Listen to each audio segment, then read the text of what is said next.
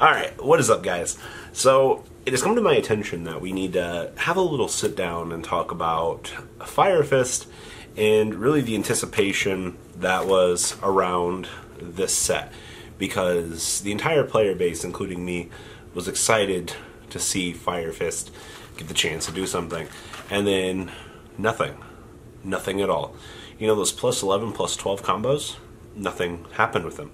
So, we're going to talk about the big Fire Fist bust. And, well, show me some love down there in the likes, and let's dig on into this, shall we?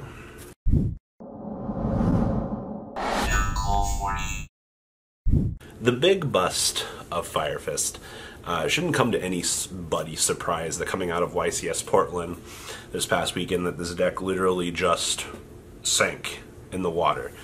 Now, there's a couple of theories as to why this actually happened, because I think a lot of players were projecting this deck to be really good for what it actually was. We saw Jerome and a lot of the other YouTubers coming out of Worlds showing off these large combo videos. And these large combo videos, you saw these crazy nut boards.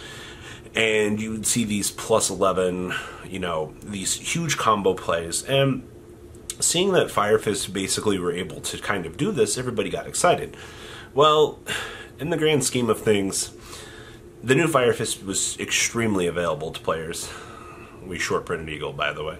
But the stuff was, if you were to acquire it all, it wasn't too terrible in price. Well, our first issue comes here with Dragon not getting a reprint. One of the oldest super rares that you actually need to make the combo go round actually just wasn't available to the entire player base. The thing has only had one reprint, literally in Duelist League, since the card's conception. So what does that mean? Well, a card that is available, or a card that is so short print that you can't even get it anymore. We just didn't put it in the set, by the way. We didn't decide to put it in here.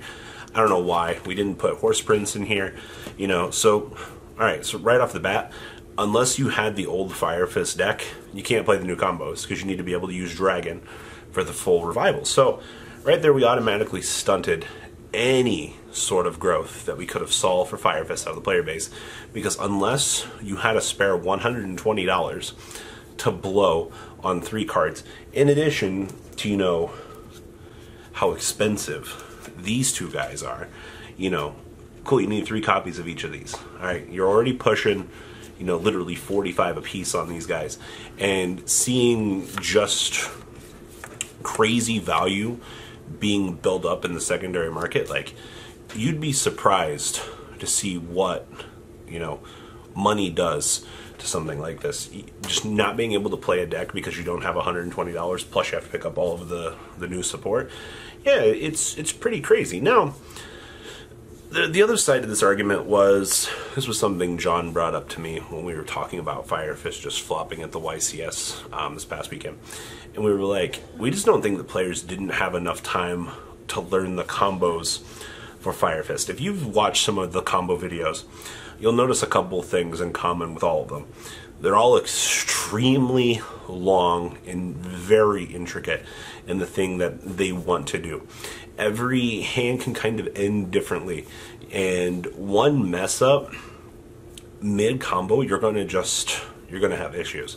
The interesting thing with the Fire Fist deck as of late is, yes, the combos are insane, but you said that one mess up and you're done. And then the other downside is the deck's own weakness is itself.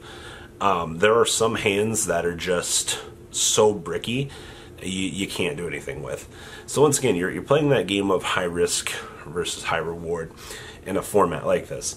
Now, I really want to put the deck at tier 2 at the moment, and I think I'm being extremely generous when I say this, because yes, the combos are nuts. Yes, we're in a format where huge combos really get the chance to do something, but I think for what the deck was meant to do in terms of explosibility and combo ability really in general, the deck, it doesn't have any reason not to be able to continue to do this. We just have to basically give the player base time to really learn what the combos are. And I mean, not everybody's going to sit here and have the amount of time to do this. And your other trade-off really is, why learn Fire Fist combos when you could learn how to play Gem Knight FTK? I mean, both decks are both going to have their own issues, but I mean, at least one stealing has the ability to FTK, while the other one, you're just making a relatively subpar board. That was something else that was brought to my attention. Is it really worth it to learn the Fire Fist combos? Now, with that all being said, though, I think in terms of a fun deck that could definitely do well at a regional, I don't see why Fire Fist can't actually be that deck. We've definitely seen, like I said, with the combo videos, these ending boards that you're ending on, these literal one card combos that you can do with the deck. I don't see any reason why the deck isn't consistently good enough to, you know, carry you on its back and get you to that point of getting your invite. So maybe with more time, we could get a chance to see that. Now, on the flip side of that equation, at any point in time Dragon gets a potential reprint here, we could see more of a budget player base. Maybe not so much budget.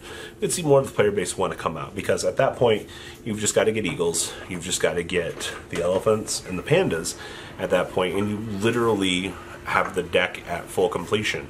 Like, I don't see any real issue for that. So maybe it's just as simple as getting Dragon to be reprinted. I don't know. We'll have to wait and see.